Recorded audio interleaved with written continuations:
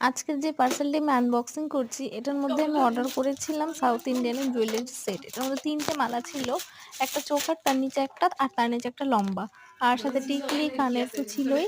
আর ইনস্টাগ্রামের কোন পেজ থেকে অর্ডার করেছি সেটা আমি ভুলে গেছি, পেজটার নাম। দেখো খুলতে সাথে নিচে পড়ে গেল হাত থেকে।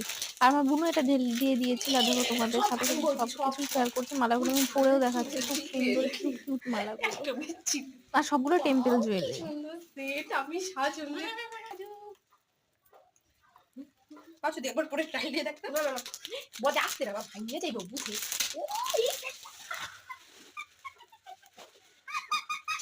চোখটা আছে আছে হ্যাঁ কি অসুবিধা নিয়ে আয় দেখি